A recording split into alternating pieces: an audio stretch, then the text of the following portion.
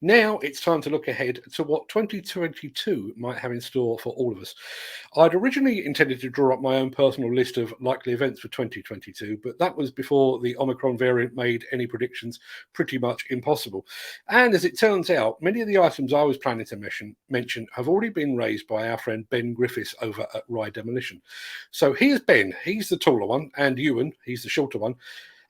Ewan is clearly a man of few words, but here's their thoughts on what we have in store in the coming year.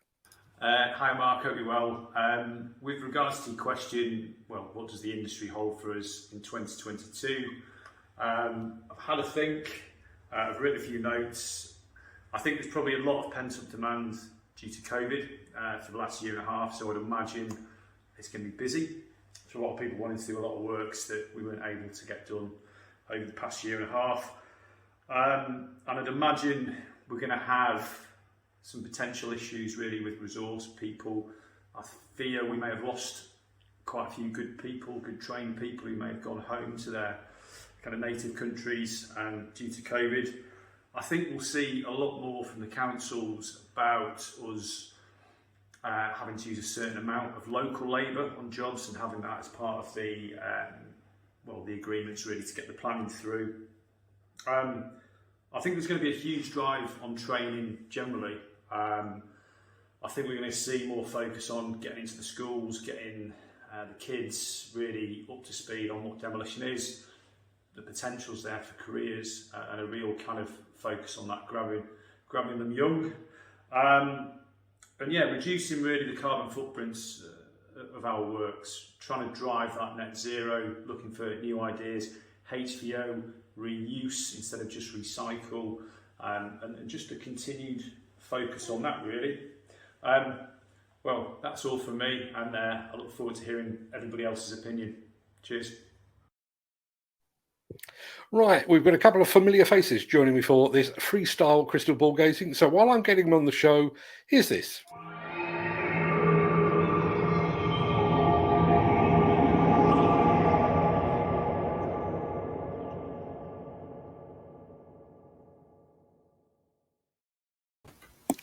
Good morning, gentlemen.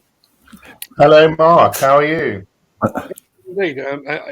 Is that your crystal balls you're polishing, or are you just pleased to see me? I had that. Good morning, Mark. Neil, let's start with you. I mean, we've just heard from Ben there.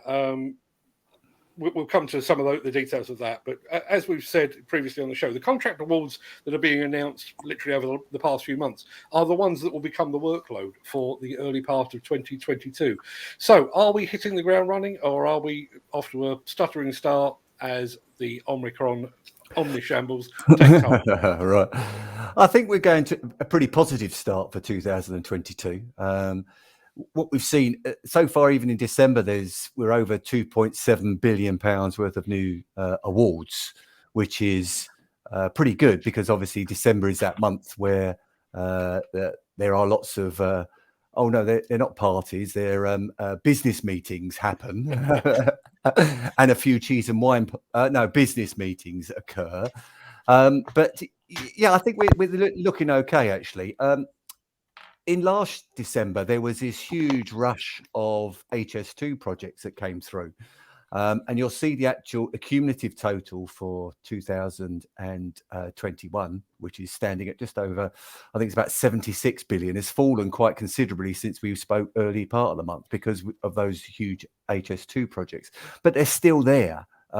Obviously, £7 or £8 billion worth of work at HS2 is going to go on for many years to come. So I think we're looking pretty positive for 2022. Also, I'd like to touch on the fact that the contract awards of this month will probably be starting around about the time of the switch from red to white diesel as well. That's likely to have an impact. Do you get the impression that people have already factored that in, or are we betwixt and between right now? I think Peter has said it as well as I have. There's a big no to that one. No. Unfortunately, what we've... and this is I can only say this via sort of like anecdotally. I think if companies started to add those costs onto their quotations, their bids, etc., I am pretty certain those projects would not proceed at this present moment in time. So how are they going to get that money out, or how they're going to actually pay for the new diesel levy, or the removal of the obviously VAT, etc.? I don't understand that, and I think that's going to be a sticky part to 2022. April is going to be seeing some difficulties, and I think today the inflation rate went up to over 5% as well. It was actually stated in the news this morning as I came in the car. So if you've got over 5% inflation today, and you're also going to get those bits and pieces for moving of all materials, all products across the UK, it's going to be a difficult part in the second quarter of 2022.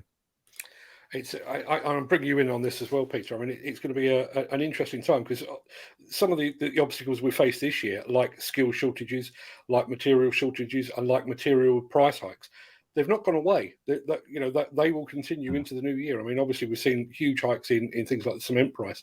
That's going to continue, and I take on board what you say about the idea of possibly some of those projects not going ahead because of the hike in fuel costs. But that fuel hike, that hike in the fuel price, isn't going away either. We can't just stop, can we? No, Mark, I think, one of the big things for me is it's all around, can we look at how we can do things better and how we can actually sort of negate some of these changes? And I think what this is going to do is there's twofold. Obviously, there's the immediate element, and I genuinely feel that people are thinking, hey, the government's going to just do a U-turn, turn around and say, yeah, no, we're going to do it. We'll do it now. This red to white diesel, we're just going to put it further down the line. And I think people are just clinging on to that hope in some areas, whereas other areas, people have recognized that actually, okay, let's do the sums. So huge increase in fuel. Let's do another sum. I can't get my equipment onto the likes of things like HS2 and Highways England, National Highways as they are now, projects, unless I'm stage 5 engine.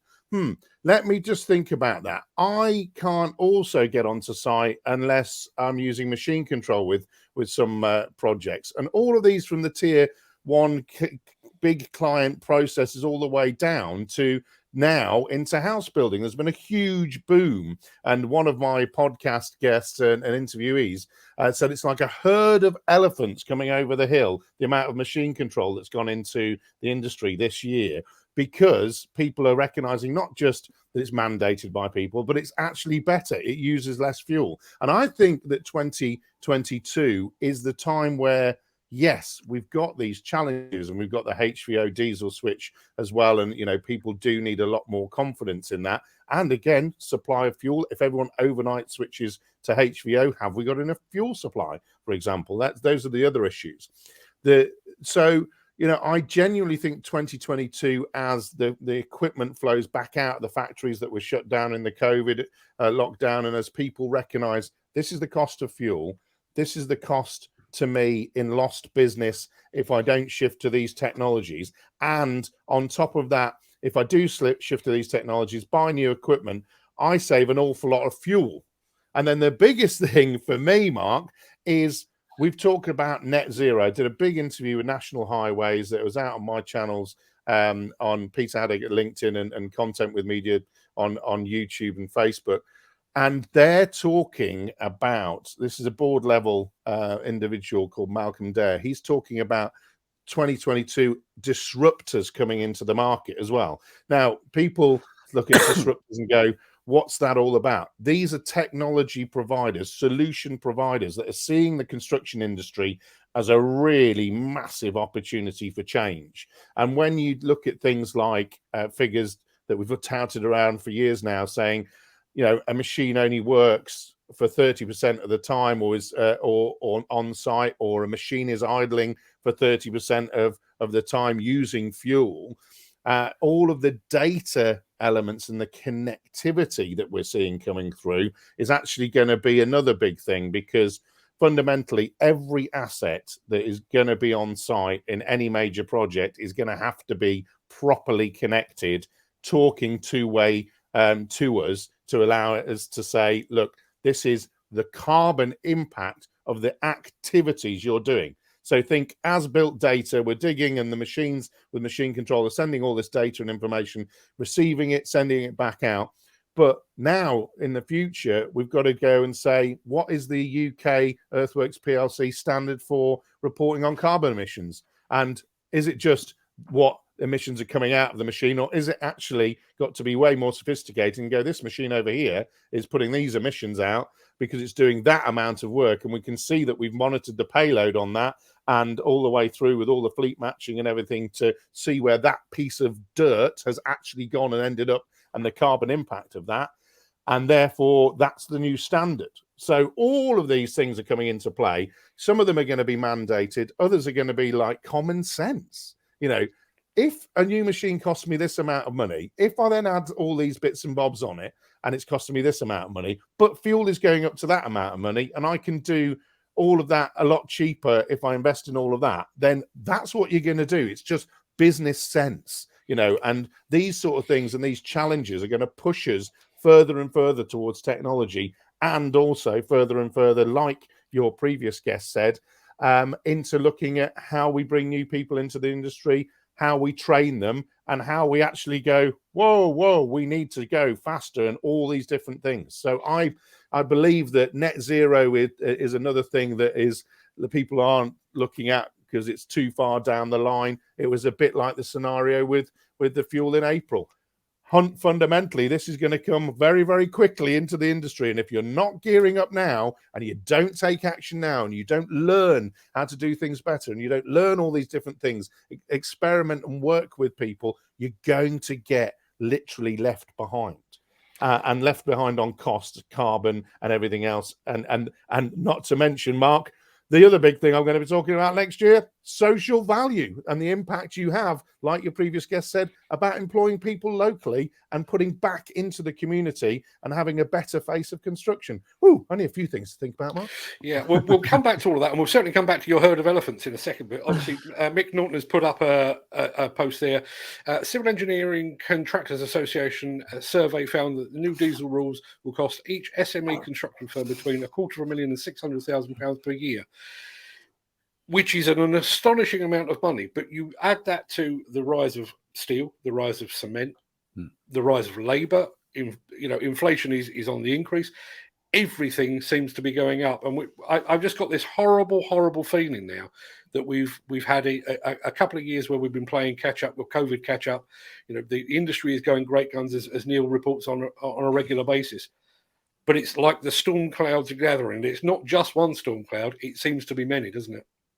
Yeah, absolutely. I mean, Neil, you'll know that impact yourself as well. Absolutely. I think what we've had is 2 good years, definitely 2 good years of work, even though through this quite difficult time through COVID, etc. But because we've had this key worker status, and it was a few years ago that a research was done that every pound that was put into the construction industry, £1.64 came back to the economy. Now, that's not going to be too dissimilar as we speak today. So any economics, any people at the top will be looking at that saying, right, okay, we've got to put money into construction to keep the UK going. And that's what's happened. But we are seeing there are external forces, if you can say it like that, that will be changing it. And the green issue, the zero rating or the net zero for machinery, etc., or the UK is going to have a detrimental effect in a way in how we look at things. For the good thing, it's going to make everything better, but in the short term, we are going to have a problem. So do those companies that haven't started to invest and haven't started to look at their fleets and look at how they do things, because as Peter said, they're in the background or behind their back, they've got their fingers crossed to say, no, this won't happen, this won't happen. Are they actually going to survive this period? And if it is between 250,000 and 600,000, as your contributor said, is there going to be a number of companies going into administration in the latter part of this year, especially with the other, as you say, 30% on cement prices, steel work going up, I don't know, £50 a tonne per month for the last few months. timber prices, and then you've got to put Brexit on top of that as well, where we're still having issues getting some goods through the actual ports. You mentioned herd of elephants. I'm going to obviously point at one particular elephant in the room here. We're making these wild predictions about what the UK is facing in the near future, but we've got Omicron, which could potentially put the kibosh on just about everything we're saying now, couldn't it? Yeah, I think so, Mark. I think, we've seen how well the construction industry has coped in this period of time. In fact, a lot of people have worked very, very hard in the industry. You look at Sunbelt that you showed earlier, their teams were putting up COVID testing centers and stuff in 12 hours and supporting, not just the construction industry, but also the rest of us to get tested and to try and beat this virus. But, when you see and hear about whole teams going down, that becomes a bit of a problem, because fundamentally we are in a scenario where, you can't necessarily mesh those teams together. And again, you can't have a welfare unit for every individual person on the job site. So we don't know what's going to happen with this. However, what we do know, that if it is one of these scenarios where it is more transmissible and a lot of people get it very, very quickly and it's quite mild, well, actually, we'll find out that we'll get towards the real dig season later on in the year, because obviously January, February, the weather can be terrible.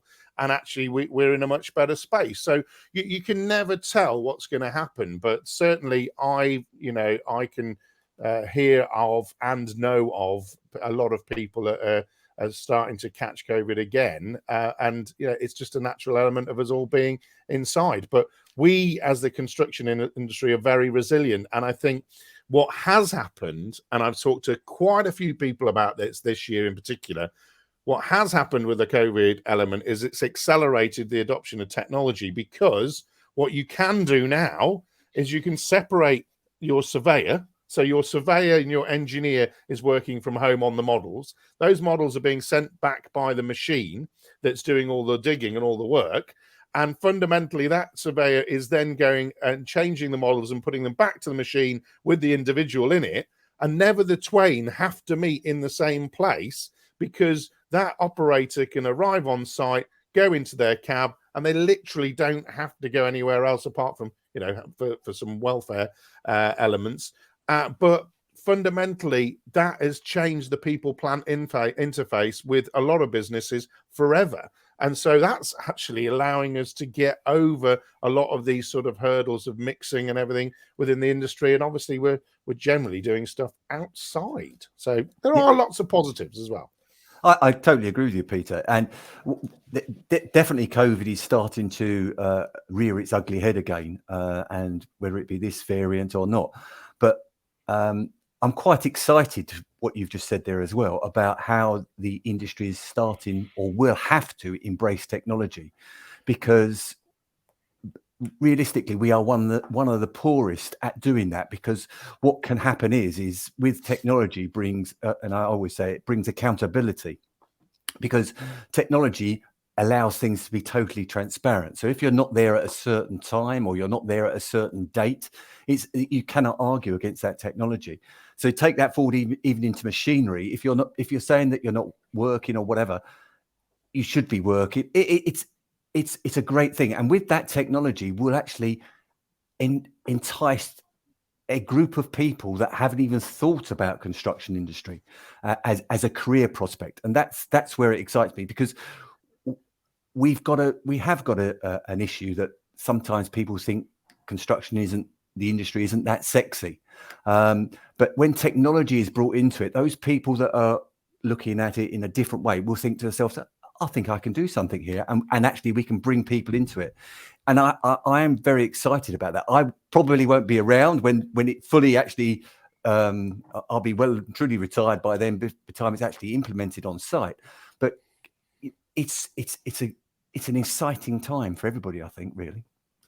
I get the impression that you two are both glass half full, whereas I not only is my glass half empty, but the glass actually belongs to somebody else.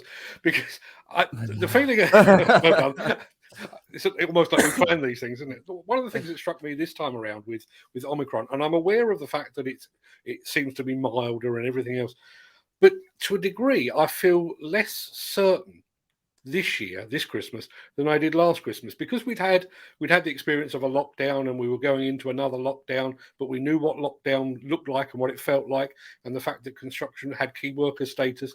Whereas this year, I feel like we're going into a period of real uncertainty. Is that just me? No, yes, Mark. Sorry. Yes. Yeah. Yes, Mark. I think no. Look. To answer that question, look, I think everybody has worked very, very hard this year, and I am quite frankly exhausted myself. I think never before have I got to the end of a year and thought, wow, that was something else. I mean, the industry's changed, your lives have changed, and we've all been doing the stiff upper lip and getting out there and doing things. And I think there is a lot of people that are going right now because there's another thing to cope with. But we've coped with the big lockdowns, we've coped with the next lockdowns, we'll cope again, as individuals and en masse as the human race. But I do genuinely think, and I'd say this to everybody, I think you've really got to start looking after your mental health in this industry, and we really need to do better with that. And I mean, the Lighthouse Club charity, I've basically been supporting now, as have yourself, Mark, for some time. I made a donation of content with media this year, and I'm going to help them with my time next year. And basically, the biggest thing that we do need to talk about is how we talk to each other. And I think, positive or negative, I'm always positive, but I'm tired like the rest of people. I'm looking forward to a break, whatever that looks like. But moving forward, we have got a lot of things to look forward to. We have got a lot of exciting things happen. We are far more connected. We're far more resilient right now. And whatever is thrown at us, we will get through things. And I just think, for those people out there that might, be having some difficulties right now in getting through that and working through that, or, might be having some mental health issues, I would really say to people right now, I get where you're coming from. It's exhausting, but please make sure that you get in touch with the Lighthouse Club charity, because that's what they're there for, to support people that aren't feeling the best, to support people that are struggling, not just physically or mentally, but also families of construction workers that are struggling to make ends meet. So, not just the industry out there and all the exciting things that are happening. It's also about, we've got a great charity and we've got a great bunch of people in the construction industry that raise an absolute fortune. There's £210,000 raised at the Christmas function, the Lighthouse Club charity this year. And lighthouseclubcharity.org is the website. Lighthouseclub.org, I think, is the website. But, we need to recognize that it's people that are important to this business. And, we will get through. And it's the people that have that drive that have been already changing the shape and face of it throughout this whole period.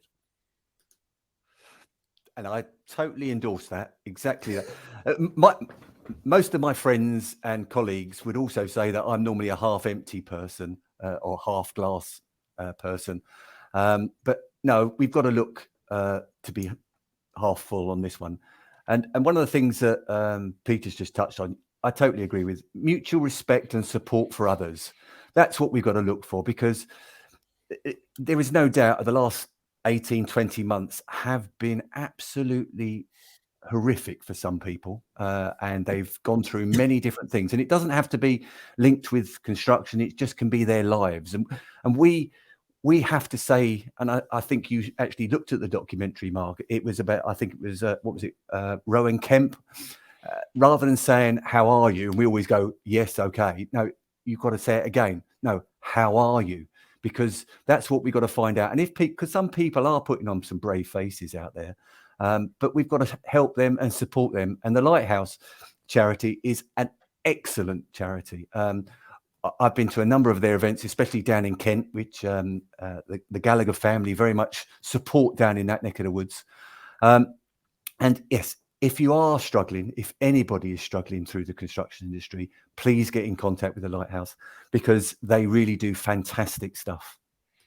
We'll come back to a bit more positivity, hopefully, in just a second. We've got a couple of bits and pieces that are lurking in the background. Obviously, we're about what are we now? 2 months away from the 6th anniversary of the Didcot disaster. Still no resolution on that, and probably one that's probably a bit closer to home for all of us construction-wise is the Grenfell inquiry is now in its fairly advanced stages, and we're going to be seeing the fallout from that. You know, the government's building safety program. Building safety program is a fantastic idea, back it wholeheartedly, but that plays again into the rising cost of construction, because anything that recommends is going to be over and above what we're doing today, and is going to take an additional cost, isn't it? Yeah, the external, I spoke about the external factors, and those are some of those external factors. But what we've got to make sure is they are implemented, because you cannot have the situation where we have at Grenfell or at Didcot or whatever. We've got to bring forward new legislation, and we've got to make sure that we are adhering to it as well. And there are too many instances where I'm sure, anecdotally, allegedly, where people behind the scenes after the Grenfell are having their fingers crossed thinking, wow, that was close, and looking back on their side. Now, BIM was supposed to be part of that, where we could actually go through everything. Now, the uptake on BIM probably hasn't been as good as it should have been, in my eyes. It's there in many cases, but it hasn't become a natural process for us. And BIM would sort out some of these issues, back to technology as well. But yeah, external forces, or external elements, not forces, external elements will have an impact on costs as we go forward. And I think, to come to your point there, I think BIM and the connected worksite is right here, right now. I think you'll find that 2022 is an explosion in what we're saying is real-time data transmission. You know, you've got the 5G network increasing, you've got people putting in technologies on site whereby that you can bring in the model, you can have machines going with as-built data all the way through. And an element to that is how we then look at BIM. I think BIM, it needs to be rebranded, quite frankly, because building information modeling, it's digitizing the construction site. So it's a digital work site. And I've talked to people, and what's really exciting for me is I've talked to people about, you know, real time and everything, but I've also talked to people about the digital rehearsal. Now, the digital rehearsal is mapping the whole project in a digital sense, 3D modeling, all the rest of it, and actually rehearsing how it's going to be built, you know, and what segments you should do why and when and why, where you should put your porter cabins and your welfare units, how you should bring in equipment, what types of equipment you should use, what's the impact of doing that, what's the impact even of long-term weather forecasts. And this sort of whole digital space, a lot of people, it's a bit like, you know, all these EV cars you're getting. A lot of people have been doing a lot of work behind the scenes, and this is all going to be rolled out in 2022 and continued and developed. And the visualization of what we can see on site and where things should be, we've already seen it with the sort of glass that looks down and you see underground when you're in the excavator. We've already seen that kind of technology mooted and stuff. All of this stuff is going to come down the line, and I think that is going to help us rebrand all these complex things that have, you know, probably been put out there by some very, very clever people. We just need to simplify and say, it's just 3D, you know, it's just Minecraft, but it's real, you know, and oh, okay, it's not that complicated then. No, there's no terminologies, ABC/42, XYZ. It's a model, and we're going to build this, and we're just going to take this like that. That rebranding idea, it really does resonate with me, because I heard a stat yesterday that they reckon 17% of construction costs are actually in reworks. And going back to what you were saying earlier, Neil, about transparency, you know, if you had a pre-construction model and that model basically dictated everything that happened after that, I'm not saying reworks will ever vanish entirely, but they should be minimised. And all of a sudden, you've made yourself a significant saving. And I think one of the problems with BIM, as you've rightly said, is it was this highly complex thing that was being mandated. When in actual fact, somebody might have waved a flag and said, "If you use this, you could save a few quid. This could actually benefit you, Mr. Contractor." You know. Well, even better than that, Mark. If you use this will stop you getting retentions, and this will prove to your client you've actually done the work when you've done the work, and this will help you with your relationship all the way up to the HS2s and all the way down to yourself. If you're tier 5 in the mix, it will help you get paid properly, and it will help you prove the work that you've done to the standard that you've done it in, and it will help all of your individuals in your business understand the impact of doing things the best possible way you can. It's interesting you touched on retentions there, and I'm sure Neil's got his finger on this pulse, because there are big moves on at the moment on the idea of outlawing retentions. Long overdue, in my opinion. Absolutely, but the cards are in one side of this game's hand at the present moment in time, and it's going to have quite an effect on some people's cash flow, because retentions, even though they're supposed to be there to, as Peter said, to make sure defects are carried out after the actual practical completion. So it's kind of a holding element for businesses against subcontractors, whoever. But because it can be used in the wrong ways by businesses, that will have a direct impact on cash flow. So I don't know how much pushback will be coming. It's obvious it's got to happen. You've got to be able to hold account people that have actually produced something on site and make sure that it's done correctly, and you are able to rectify if it's a problem, because it's just like having a shirt and a button falls off it. You're able to take it back to a supermarket or wherever, or a store, to actually get it changed because it wasn't actually done correctly. But it's a little bit more difficult if you've got on site and the company that has actually produced the toilet or whatever it is has actually then gone bust, etc. Or it's a difficult one, but it is long overdue. There is two camps in this side of things. How do you maintain accountability for the people doing the work is one thing, but the other side of it is it shouldn't be weaponized against me by holding it against me and never giving me that money, because really all it is a tax. Yeah, I mean, certainly reading through the bill that's going through the House of Lords at the moment, I got the impression that there were companies out there, tier 1 contractors and the big name contractors, actually saw retentions basically as part of their cash flow, and to the point where not only is it taking months and years to be paid, in many instances it's become accepted the fact that it's not paid at all. You're dead right. It's used anecdotally, allegedly, and all of those. I'll put I should have that running across the bottom of the screen, really, shouldn't I? Yeah. It is used as a further tax element and a further profitability element. But this is the whole industry. The construction industries has made itself an element. If there is a problem, it thrives on that problem because somebody is at fault. And therefore they can ask money for that. At the present moment in time, all bids, and that's quite a huge statement to make, but all bids that are going in are at not the correct price, because there needs to be a 10% contingency in most of those projects. And you can't get things done absolutely correct on day one unless you start to bring technology into it, exactly like Peter said about modeling things, looking at things, taking a bit more time over things.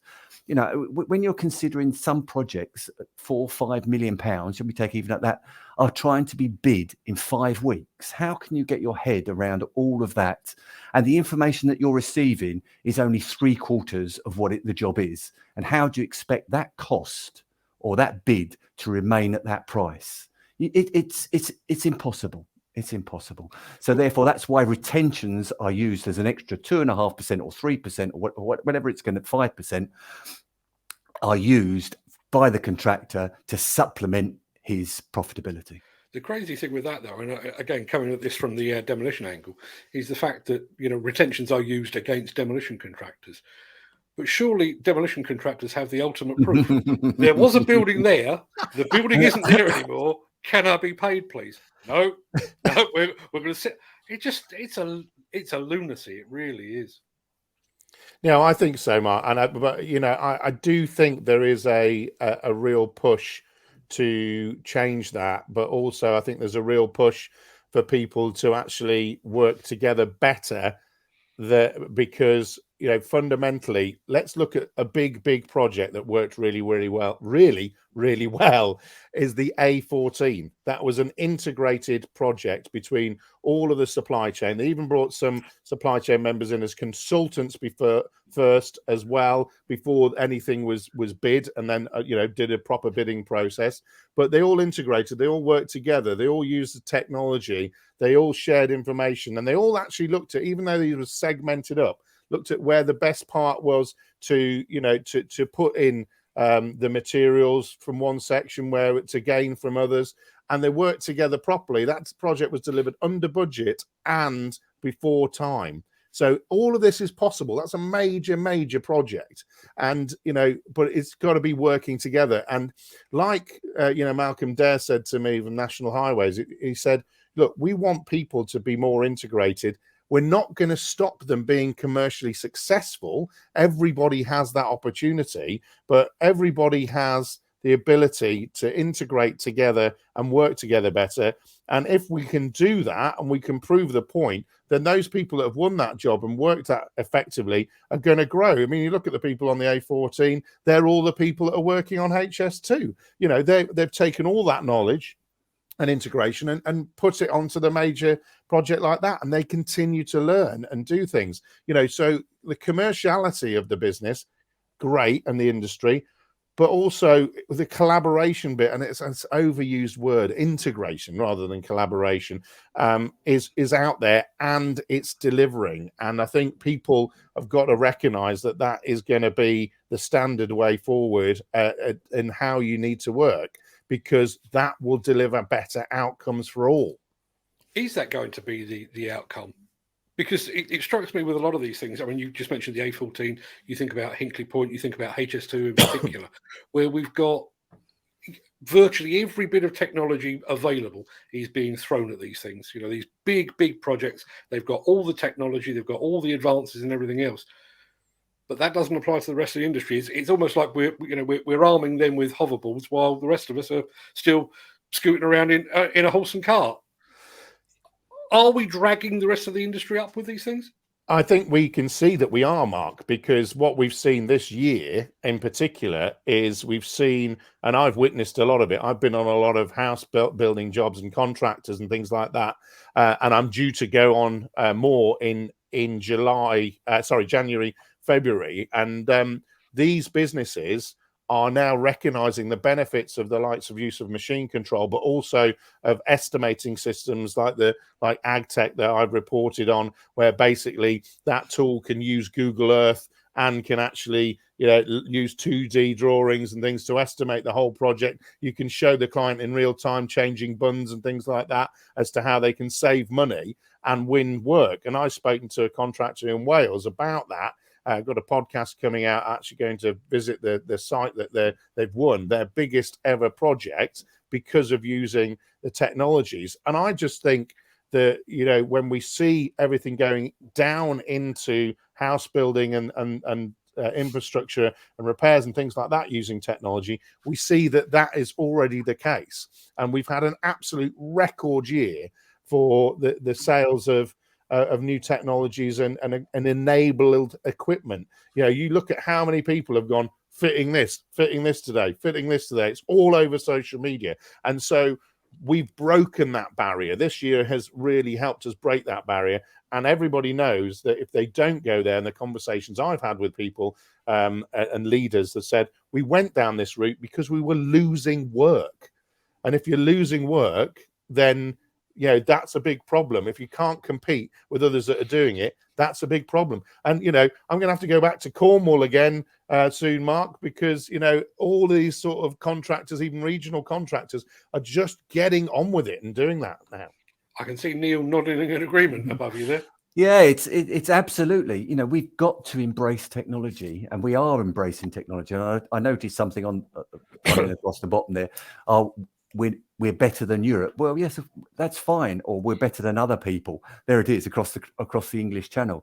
But we still need to improve because there is so much out there that we can look at. Why can't we be innovators? We've always been innovators within Great Britain. So let's carry that on. You know, you speak about it quite often as not about when we have initially looked at in the 1800s putting an underground system into into London. Well, we were still got horse and cart then. So we've been innovators through our lives. So let's have a look at innovation within construction, which forms, what is it, 12% of the UK economy, something like that. So it's a huge part of us, you know, and then we can bring better people into it, look at it, become safer. Everything's tick, tick, tick, tick, tick. I am looking positive for 2022, but if there is one thing I do worry about, and that is cost. That's the only thing that I'm worried about if I look at 2022 is cost. One of the things that strikes me, obviously, you and I speak on a monthly basis, Neil, about the facts of what we're seeing. But obviously, sentiment, market sentiment and confidence play a huge role. And I think one of the key indicators of that traditionally has been exhibitions. You know, you can go to some exhibitions and come away feeling inspired and feeling fired up. And bizarrely, that's exactly how I came back from Las Vegas. Little did I know. But exhibitions are a real barometer of public confidence. We are hopefully going to get, what have we got next year? Future Works, Executive Hire Show, Hillhead, Balmer. Are we getting those? As it stands today, Omicron breathing down the neck, are they going to go ahead? Mark, I think, you know, the quick answer is we don't know. Before we get on to this, I just want to answer a question from Mick Norton, if you don't mind. Is Peter saying that BIM modelling is sufficiently effective to guarantee a contractor would have their retention paid on time and in full? No, I'm not saying that. What I am saying is that when you've got the tools and when you've got the data and the models and everything else that prove what you've done, that allows you to say that work has been done. Here's the machine that's told us this. Here's the as-built model. Here's the things. Here's the proof points that has been done and been done to the model that you have delivered to us. So it sort of breaks down some of those conversational barriers to say we have done the work. Give us our money when it's due. So there's never any quick fix to retentions. He thinks not. He's absolutely right. But I think it's another tool in the box to get paid. So just to get that one clear first. But yeah, let's talk about the exhibitions. Look, Mark, I have been and met Spot the Dog twice now at 2 different exhibitions at the end of this year. Exhibitions, it was just electric. The exhibitions were absolutely electric. GeoBusiness, Highways UK, a National Highways event beforehand, because we are human and the best way of us interacting is face-to-face. That's why I love these shows, these live shows, because you get a sense of, you know, people and what they're passionate about. But equally, I do believe that we've got an idea about how to run these shows, particularly outdoor shows as well. And there's lots of measures that have been put in place. You know, will some of those shows be cancelled? I can't tell you. None of us know what's going to happen tomorrow.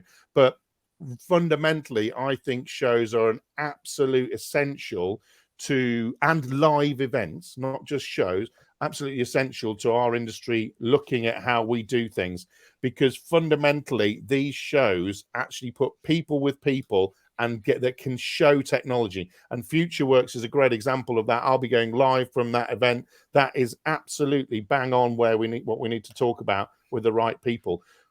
Will all these things happen? You know, crystal ball is not in my hand, Mark, with that element, but I do believe we've got a fantastic potential for next year to really ramp up the level of content that people want to consume, which is people seeing things working, people asking the questions like they're doing live here, and we can respond to them, and people actually going and saying, look, this is what we want you to look at for us. You know, I'm going to be telling people next year, I'm going to be doing future tour stops, and some of them will be with you, Mark, some of them will be with Nick, and some of them will be all three of us.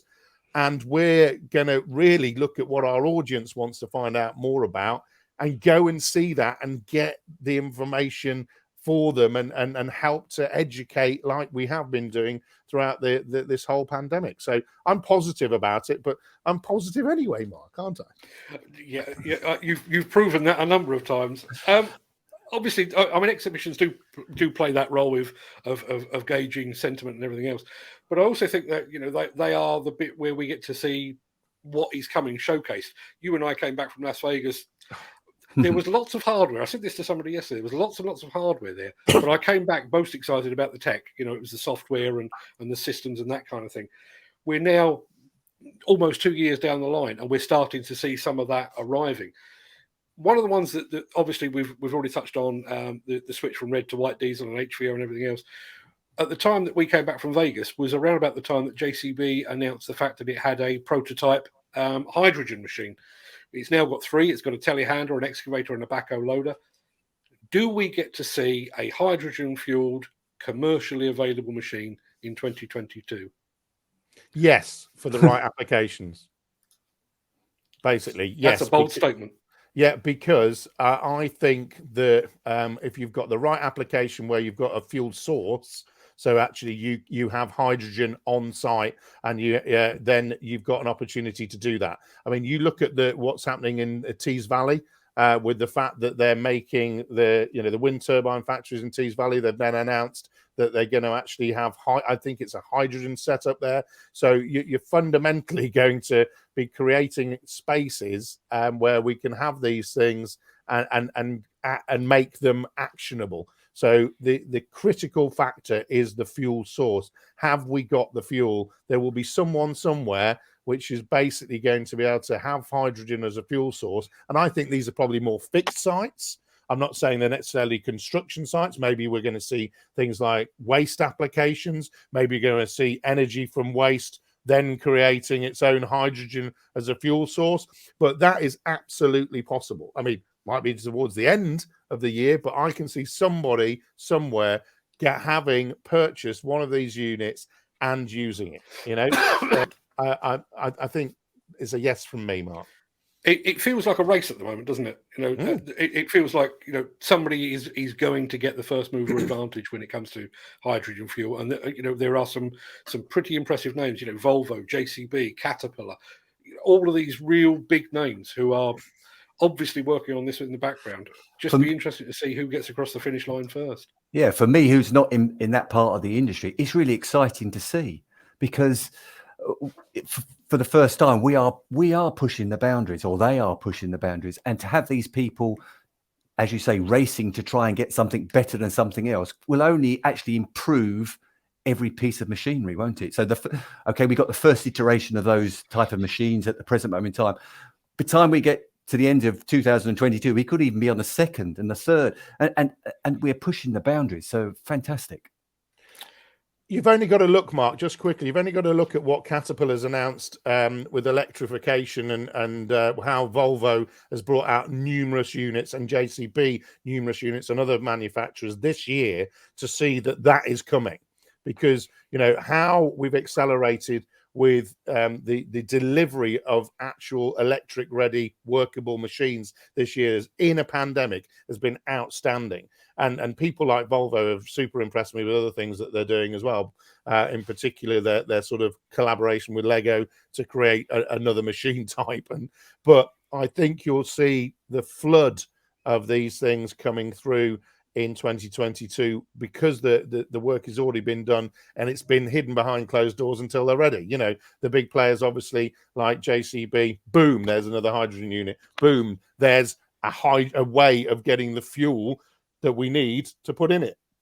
It's there, and there's some billions and billions being thrown at this. And, you know, you've only got to look at at how people are talking to say, look, can we get the filling stations, the filling solutions, and all the rest of it? And I just genuinely think it's on its way. And when I talk to plant hirers like Flannery, they're like, look, if it's there, we will test it in the real world. We will get it on site and get it working so that we can make sure this technology actually it works and is fit for purpose. The billion-dollar question then. Let's imagine it is now, whatever it is, what is the date today? The 15th of December, 2022. We've had another year. Hopefully, Omicron proves to be something and nothing and all of that. What is the industry looking like? Are we up on numbers? Are we down on numbers? Have skills shortages been rectified? Have we got materials prices under control? And all that good stuff. How does the industry look in 12 months' time? Neil first. Thank you. Well, I can give you the facts. What's on the actual our system at the present moment in time, which our researchers have obviously very good and gone round. We've just got under £6 billion worth of projects that are to be bid for between now and the end of the first quarter of 2022. And that equates to about 300 projects. Compared to 2021, that is slightly down. It isn't a great deal down, but it is slightly down. What we are seeing is that people have been taking annual leave over this last 2 or 3 weeks as well, because they've got to take it before they lose it in 2022. So what they're doing is it has become quieter so far in December than what we normally experience through our researchers here. I think we are going to see publicly funded projects, other than the ones that the government have keep going on about, and the 40 hospitals, which are not new hospitals, some of them, and now they're kind of changing the actual specification of these hospitals. We will start to see those coming in next year, we believe, but that probably in the way of public spending, because of what we're spending elsewhere, whether it be on social care or the NHS, etc., may be the limitations of it. So what we've got to look at is the private sector. We're never going to lose the housing side of things, and housing doesn't get onto the tender side of things because a lot of that is like the Carla homes, the Berkeley homes, and all of those. They don't tender anything. It's obviously they're an in-house spec, and we get that information not too far before they start on site. So we're still going to see those because we still need to build 250,000 units per year to catch up on what we as a UK population. By way of so that's by way of housing. By way of commercial, I think it's going to still be leaning towards those hub centres, those large warehouse industrial units, whether it be in Northampton or Corby, the centre of the UK. You're going to have these hub places, and we've still got the issue of free ports. I think it was the Chancellor Exchequer said, was it 2 years ago, that we're going to set up these free ports once we come out of Brexit. There's still going to be some work being involved in those. So I think next year is going to be a year of pause, but doesn't mean that's going to be a negative. It's going to be a year of pause. That's my crystal ball. It won't get any better, but it won't get any worse. But the external influences will be uncontrollable, unfortunately, from the industry perspective. And that will be the way of rising costs, shortages of people. And I think in the report just recently, over the age of 55, the number of people leaving the industry has been quite significant over the last 18 months, and they haven't been replaced with it coming through. And I'm over 55, so yeah, but I'm still here. But that's going to be part of it as well. So external influences are going to come in and affect the industry. But we are so resilient. We are so very, very good at adapting, and that's what I'm sure we will do. I'm going to come to you in a second, Peter, but before we do that, obviously, in a year down the line, not that I'd like to predict anything in terms of politics, but we will be nearing the end of Boris Johnson's reign, assuming he decides to stick around for that long. And at that time, I mean, you and I have charted this, Neil, for the last decade or more. That does tend to free up the purse strings, doesn't it? And it's that's when we get the spending on roads and rail, and on hospitals and on schools, all of which are currently stuck. And you mentioned hospitals. The other one that struck me as well is this spend on infrastructure. We've been promised 650 billion on infrastructure, and I know Peter's done some work on that as well. That's got to come, and no better time than when Boris Johnson is hopefully trying to win some more votes, I guess. Yeah, I think that's going to be the 2023. So that's what I mean. I think that's 2023, 2024. He's got to somehow find, he's got to look down the back of the sofa for those extra few pounds to actually make sure that he's got the money there to do those sort of things. But I'm sure Rishi Sunak will be part of the new government as well. That he's going to say, right, if we're going to stay in power, then we've got to release some of the purse strings and do these 650 billion pounds worth of infrastructure. We always complain about our roads and the potholes and the state of our roads. I think that's going to be an easy win, and it always is an easy vote winner for people, is looking at roads and how we can actually improve roads. The second one is obviously hospitals. That's not, and education is third. So yeah, I think in those three sectors in 2023, I think you'll be seeing some movement and some input in new projects. So Peter, over to you. It's now 2022. How does the world look through the lens of Peter Haddock?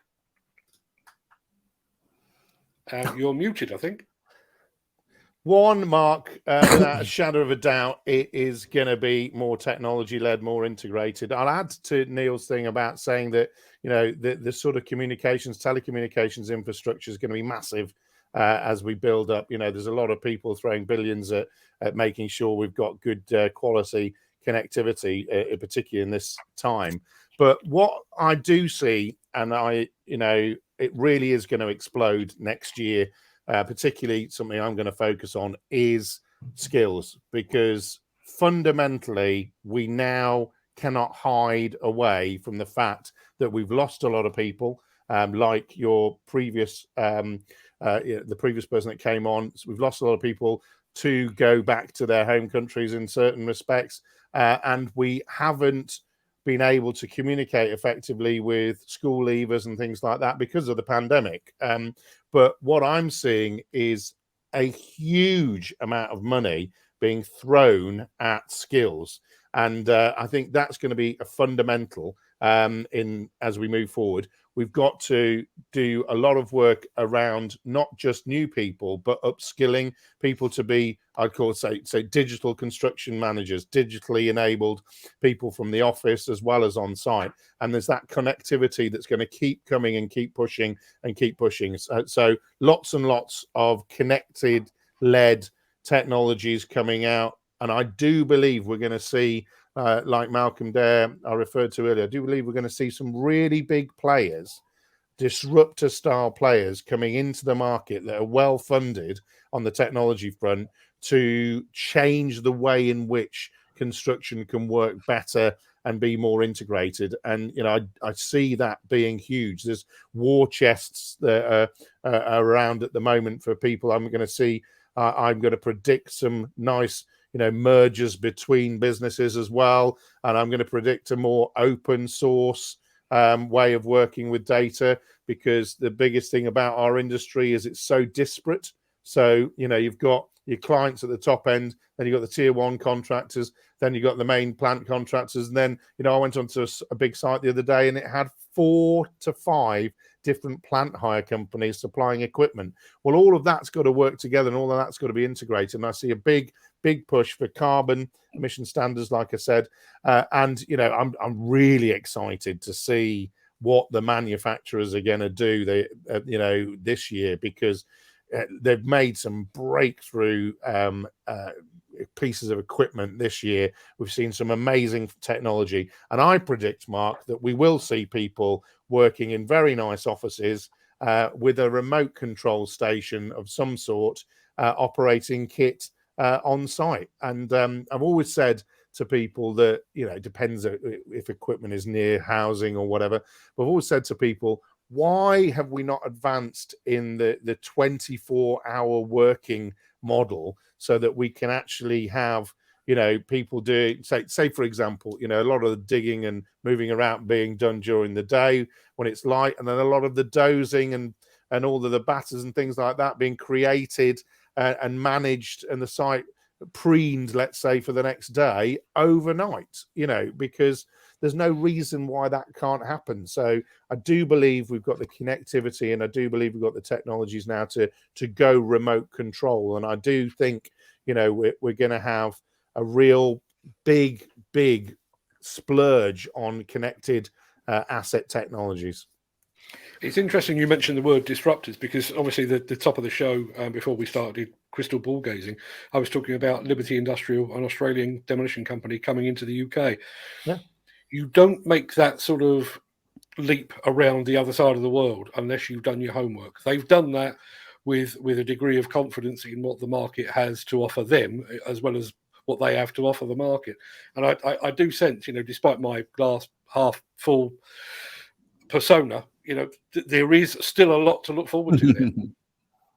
Yeah, there is. I think you're, I think you're right. And to go on to Peter's,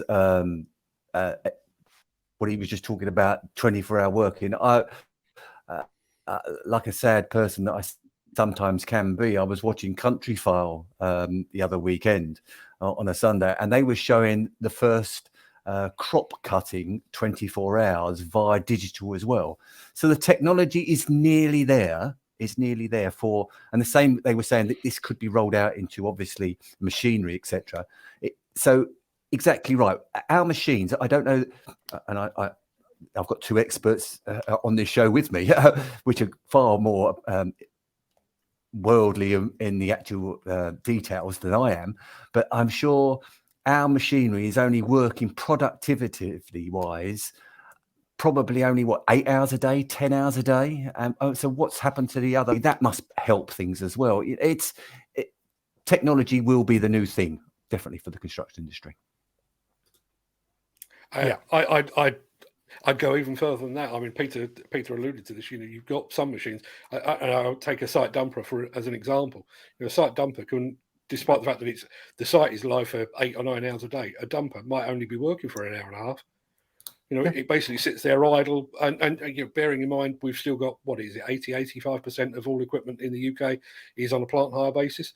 So, you know, somebody has rented that machine to go and park it in the corner of a site to do an hour and a half work, and it could be there for months. You know, and again, it all comes back to technology. You know, if you could monitor that as a contractor and say, okay, well, I can see this is being underutilized. So rather than having 3, we'll go down to 2 or possibly even 1. We'll off-hire the others, and we'll keep the money in our back pocket.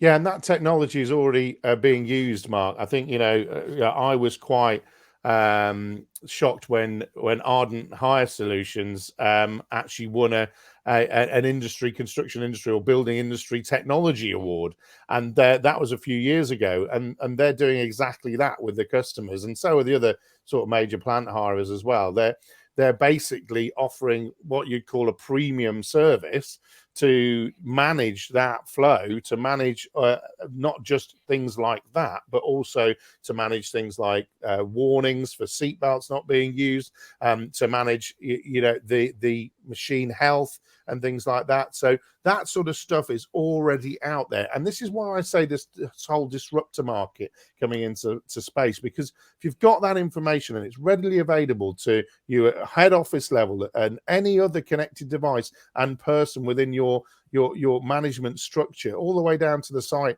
manager and even, you know, the operatives, then, you know, you've got that level of control, and you've therefore got that level of visibility, and you've therefore got that ability to say, look, this is not going to work, you know, so we need to do this and this, and we need to stand this and this down. The other thing about that is what we're getting to is more real-time management for those sort of things to happen. So, for example, it's why were we down on production this week? Well, because we had some horrendous weather and rain, or actually, you know, well, we can't do anything about that now, but we need to catch up, so we need more machines on the site. Well, hold on a minute. as we saw in real time that we're having these disruptions and we're having a lot of machines idling in a big chain, for example, so because, hey, the prime mover went down, then actually you can do something to rectify these things a lot quicker, because actually, you know, that prime mover shouldn't have gone down because the prime mover was saying, hey, I'm a little bit unhealthy. I need a bit of looking after because the engine's overheating. And I'm telling you that. So preventative maintenance comes into space as well. So all of these technologies and this connectivity gives you a dashboard scenario where you can say who's operating what. Are they using seatbelts? Is that machine healthy? Is that machine, is that machine getting the payload it should do? So is it filling the bucket correctly each time, because the payload monitoring is telling us it's doing that? And what about the cycle times on site? Have we got 4 ADTs that seem to be idling a lot? Well, take one off, because the weather conditions or the haul road conditions are such that we can't fill those things fast enough. So all these things are there, and not only that, some of the main contractors and the plant hirers, again, I'll talk about Flannery, they've been doing these sort of monitoring things for years now, and they're getting very, very good at it, so that they can actually manage the site for their clients a lot more effectively and share that information with their teams and educate the people from the client that are on site that are ultimately responsible for that site. So we've always had a trench between the main contractors and the plant houses, so earthworks sector. Now that trench is being filled in, and it's being filled in because the information's there, all the data is brought in, and it's then manipulated with algorithms to actually give you useful information. Let's take that to its natural conclusion. I'm going to make this the final point because we're way over an hour, and frankly, I need some breakfast. But you've mentioned people like Flannery and Lynch and Plant Force and True 7, these big, and Ardent as well, these big name plant hirers. And we've also talked about this idea of first mover advantage, the first people to go electric, the first people to go hydrogen. With all of that data available, are we likely to see a day where we have a hirer come out and say, actually, rather than paying a weekly or a daily or a monthly rental fee, you will basically pay by an hour. We can monitor it down. We can monitor it down to the fact that you use that dumper for 59 minutes on that day. Could we see that? Yes. Yeah, I think so. That's just a yes from me, Mark. Yes. Yeah. And the only question that I've got is how I think forward-thinking and innovative companies will do those sort of things. And what I'm talking about is the actual buyers of that technology rather than the actual providers of that technology. But my question is how quick will that be? Because it should be happening sooner rather than later. But how quick will the industry actually take on board that?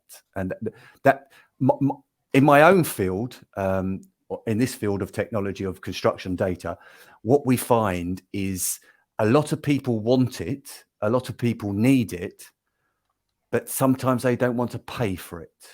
That's all I would say. And that's what have they got the budgets for that type of new technology and new thought processes? Or are they still working on their 5-year plan set 5 years ago, and they're not going to come off of that railway track?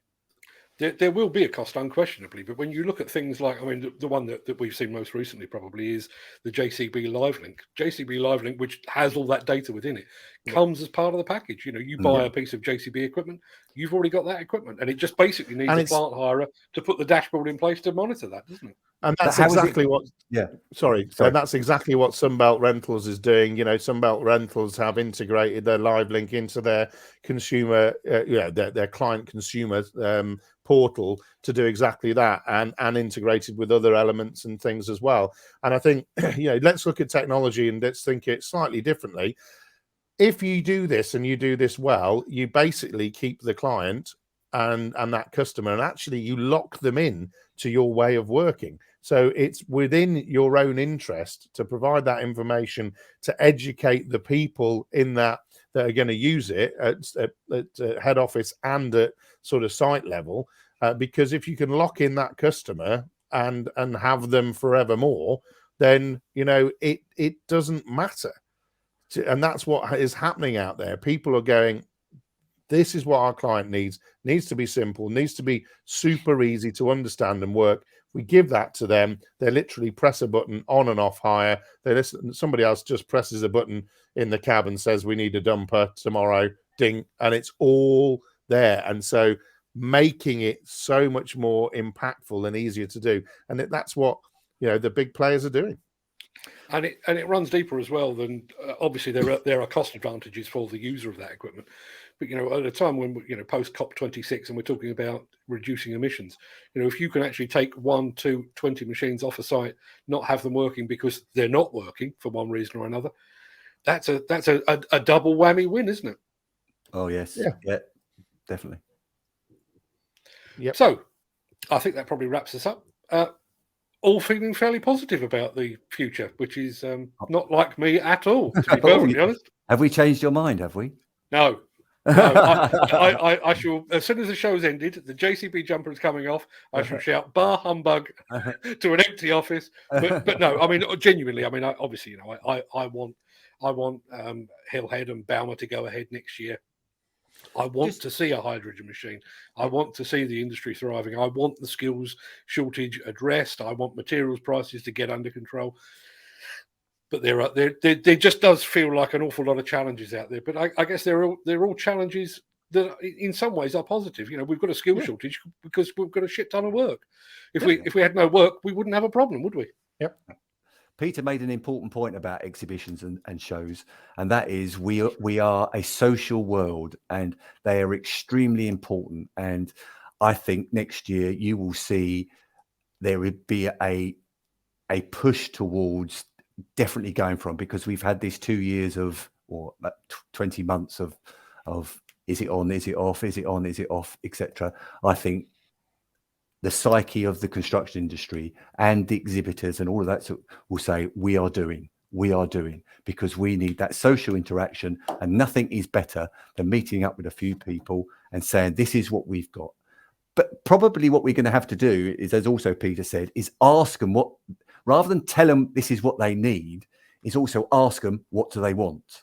And they're two totally different questions. And then you've got to integrate it together. Absolutely right.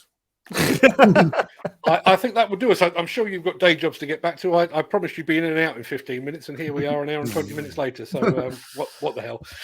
Gentlemen, it's been an absolute pleasure. I hope all of your hopes and dreams and aspirations come true. I hope my pessimism doesn't impact anybody.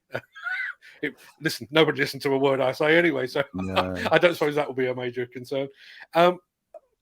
Obviously, I'm going to be speaking to you both beforehand, but I will take this opportunity to wish you both a very happy, safe, and prosperous New Year. And you. And as I say, hope your aspirations come true rather more than my pessimism.